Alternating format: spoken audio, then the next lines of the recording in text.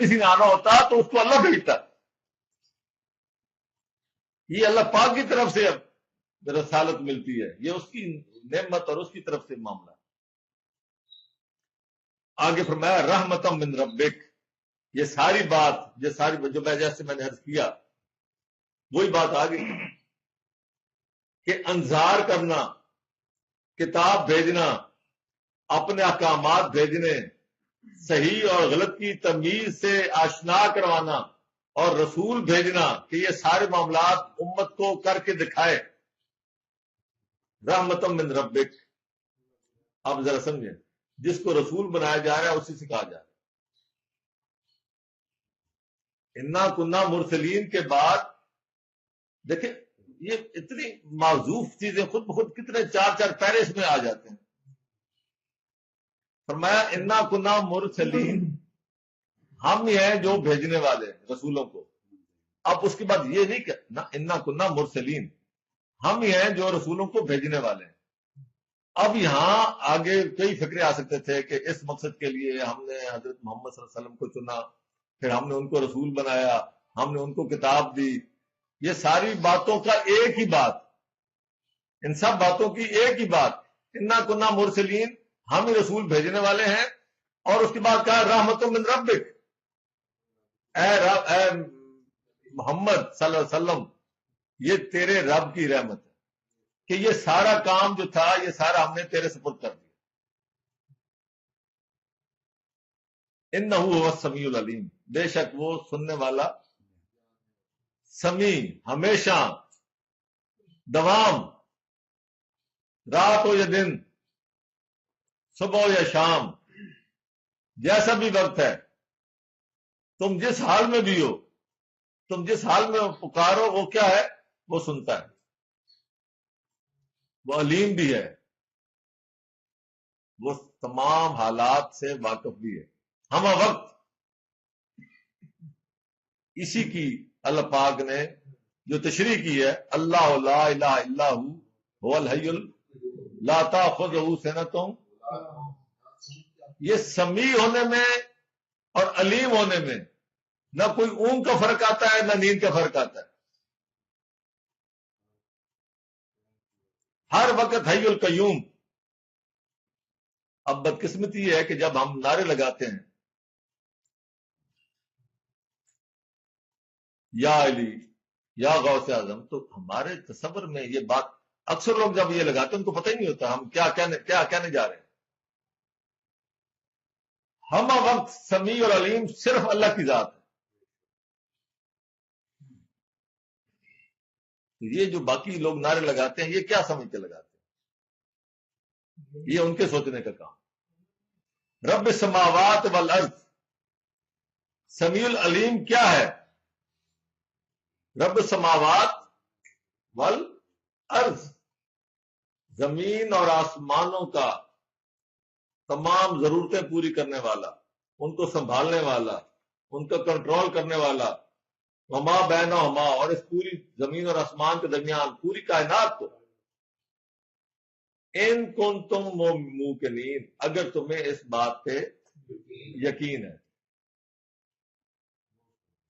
جب یقین نہیں ہوتا تو ہم کسی اور کے نعرے لگاتے. مسئلہ یہ ہے، یہ ان کنتم جب کہا گیا، یہ ان کے اندر بہت بڑی ہماری کوتاہیاں شامل ہیں. یہاں عقیدے کا، ایمان کا جو گیپ یا خلا ہے وہ ان جو ہے وہاں کھڑا ہے.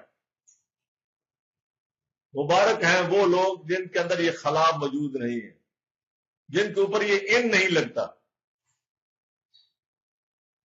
ان کن، اگر تمہیں یقین ہے، یہ وہ لوگ مبارکباد کے مستحق ہیں جن کے ہاں اگر نہیں ہے، جن کے اندر یقین ہے، جو صرف اور صرف اللہ ہی کے ساتھ وابستہ رہتے ہیں. لا الہ الا ہوا یحیی و یمیت. کوئی بات آ گئی؟ اس اللہ کے علاوہ کوئی بااختیار نہیں. لا الہ الا، اس کے علاوہ کوئی بااختیار ہستی نہیں. یحیی و یمیت، زندگی اور موت کے فیصلے بھی اسی کے ہاتھ میں.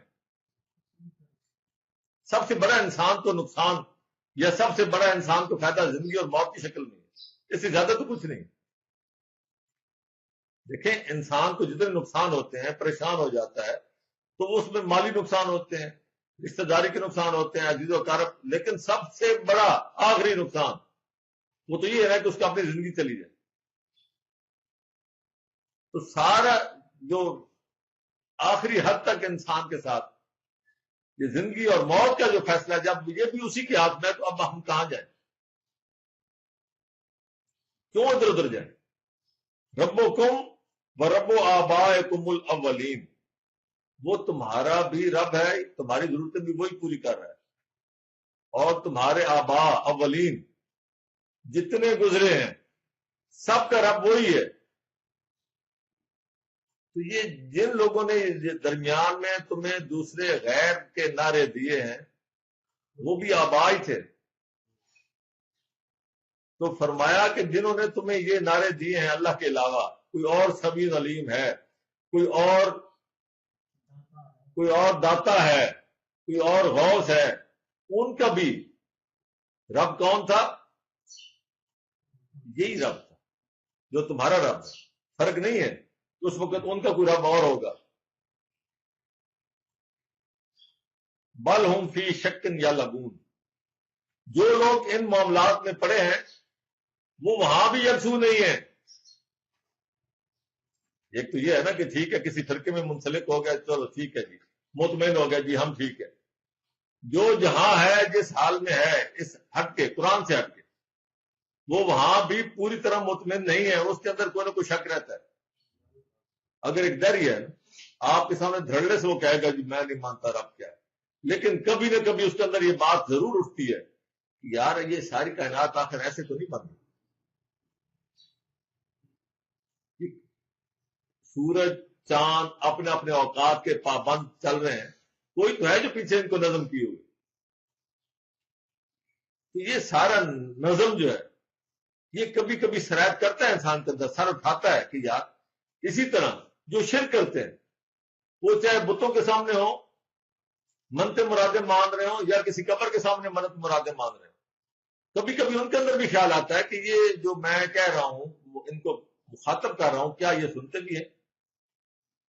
دوسروں سے بے شک بحث کریں، اپنے آپ کو وہاں یا لبون مشغول رکھیں، لیکن شک اندر سر ابھارتا ہے۔ صرف اللہ کے ساتھ جو تعلق ہے وہ انسان کو مضبوط بنیادوں پہ قائم کرتا ہے۔ اسی کو اللہ پاک نے کہا ہے عروۃ الوثقی، فارتقب، بس انتظار کرو، یوم یأتی السماء بدخان مبین، یوم تأتی السماء بدخان مبین، کہ وہ دن جب آئے گا آسمان بدخان مبین، ایک کھلے واضح دھوئیں کے ساتھ۔ یہ اللہ پاک نے ایک جگہ فرمایا نا کہ سب سے پہلے آسمانوں سے پہلے دھواں تھا، پھر ہم نے ان کو سوا کیا اور آسمانوں کی شکل دی۔ تو یہ پھر ایک وقت آئے گا جب پھر یہ سارا دھواں ہی دھواں، مبین، واضح، یہ نہیں ہے کہ تمہیں ویسے نظر آئے، خیال آئے کہ جی دھواں ہے۔ ایک دھواں وہ بھی ہے کہ جی ٹریفک کا دھواں آ گیا، وہ بدخان مبین، بالکل کلیئر آسمان دھواں نظر آئے۔ یکشن ناسا، جو لوگوں پر چھا جائے گا۔ ھذا عذاب علیم، یہ ہے عذاب علیم، دردناک عذاب۔ ربنا اکشف عنا العذاب انا مومنون، اس وقت وہ کہیں گے کہ اے رب ہم سے یہ عذاب ہٹا دے، دور کر دے، انا مومنون، ہم ایمان لاتے ہیں۔ یہ مومنون کا جو لفظ آتا ہے یہ در حقیقت یہ انسان کے اندر جتنے بھی قرآن کے خلاف عقیدے، قرآن کے خلاف اعمال، قرآن کے خلاف اس کے نظریات، یہ سارے کے سارے جب اس کے سامنے آئیں گے، وہ کہے گا انا مومنون،